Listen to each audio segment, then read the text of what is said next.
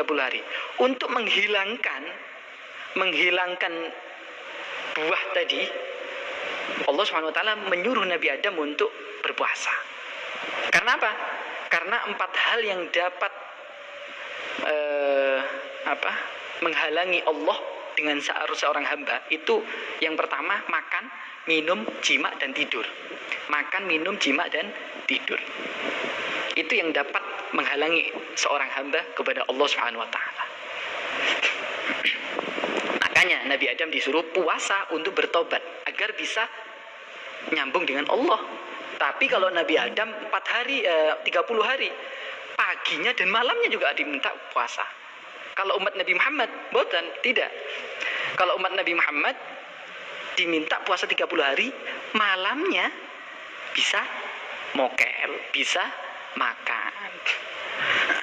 Itu adalah asal usul kenapa sih kok diminta puasa 30 hari.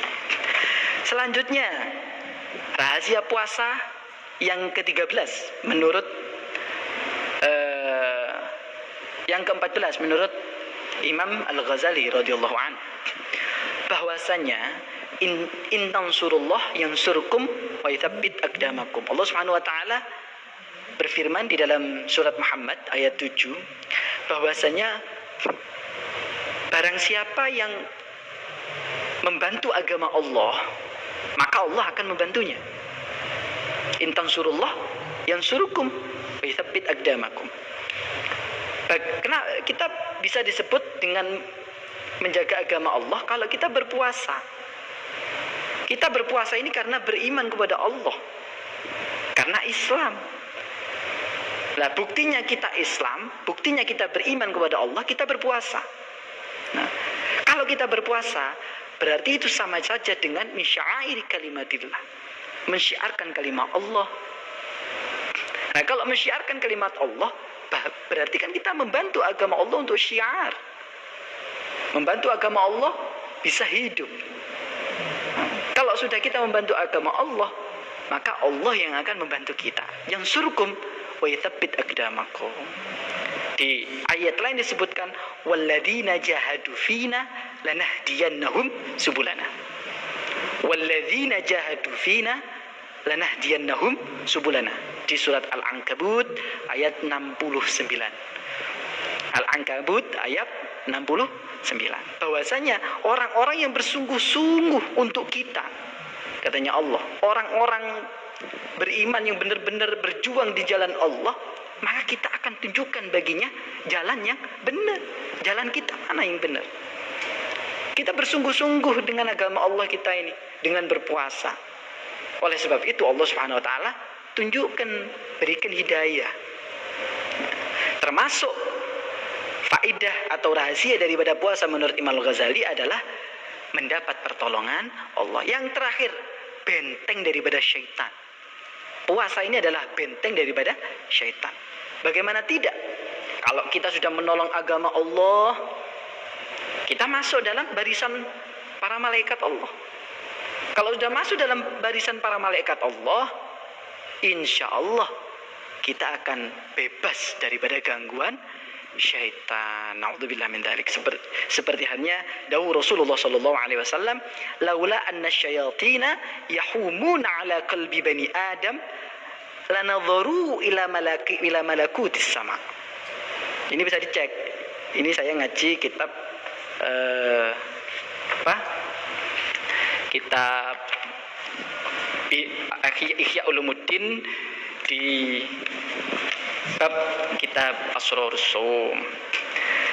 Yang selanjutnya, sebelum dilanjutkan nanti ada tanya jawab, bahwasanya kewajiban-kewajiban ini penting ya, karena masih banyak yang belum paham terkait dengan kewajiban-kewajiban yang harus dijaga. Kewajiban-kewajiban yang harus dijaga oleh orang yang berpuasa. Yang pertama, muraqabatu awwalu syahri Ramadan wa dzalika bi ru'yatil hilal. Kita ini harus berpuasa kalau memang hilal itu terlihat. Kalau nggak tahu, saya nggak bisa menentukan hilal ini, itu hilal, itu tidak, dan saya nggak bisa, saya tidak punya keilmuan terkait itu. Ya kita ikut dengan ulama yang ahlinya. Kita mengikuti, oh menurut itu gini, karena dia yang tahu. Oh menurut, kalau di dalam NU ada lembaga falakiyah. Kalau menurut yang organisasi lain silahkan. Kita juga sudah punya pemerintah, dan pemerintah sudah ikhbar menentukan tanggal 1 Ramadan ini. Kita harus taat sebagai masyarakat, sebagai warga yang baik, kita harus taat kepada pemerintah. Yang pertama, hal-hal yang harus wajib diketahui atau wajib dilaksanakan ketika kita berpuasa, karena banyak yang nggak tahu ternyata. Yang pertama harus tahu bahwa ternyata ini awal bulan Ramadan. Kalau tidak bisa menentukan sendiri, ikut dengan yang sudah tahu atau pemerintah. Yang kedua, niat. Nah, niat ini kalau menurut Imam Syafi'i, karena di Indonesia ini banyak ya pengikut Imam Syafi'i, an-niyah wala budda likulli lailatin min niyatin mubayyinatin muayyanatin jazimatin falau nawa ayyasuma syahra ramadan daf'atan wahidatan lam yakfi. Natijahnya, siakul kalamnya atau the conclusions ya, apa the conclusion itu, kesimpulannya ya, bahwasanya niat itu harus dilakukan setiap malam. Niat ini harus dilakukan setiap malam menurut Imam Al-Ghazali. Imam Al-Ghazali ini ikut mazhab Imam Syafi'i. Kalau Imam Maliki berbeda lagi. Imam Maliki bisa di awal saja. Karena Imam Maliki berargumentasi bahwa Ramadan ini ya satu kesatuan. Ramadan ini dihitung satu kesatuan mulai dari 1 Ramadan sampai 29. Itu menurut Imam Maliki. Makanya niat itu cukup di awal saja.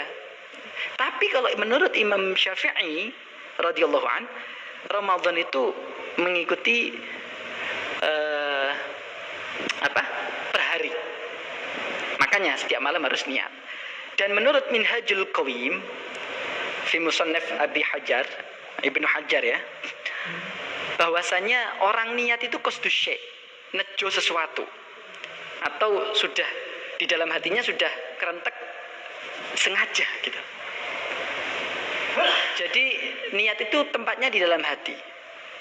Melafatkannya nawaitu samagodin itu sunnah ya. Jadi kalau orang setiap malam enggak nawaitu samagodin ada tadai, itu lafadznya itu sunnah gitu. Sunnah. Tapi yang harus dilakukan itu adalah qasdus syai'.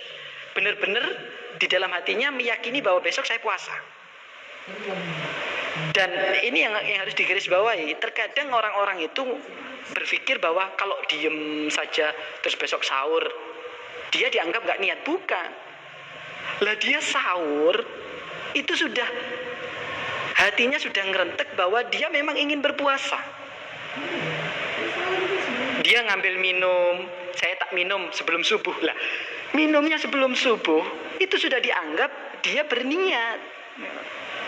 Karena sudah ada kemauan bahwa ngapain kamu minum sebelum subuh? Iya, kalau subuh saya sudah berpuasa. Lah kan itu sudah niat. Sudah ada qasdus syai'.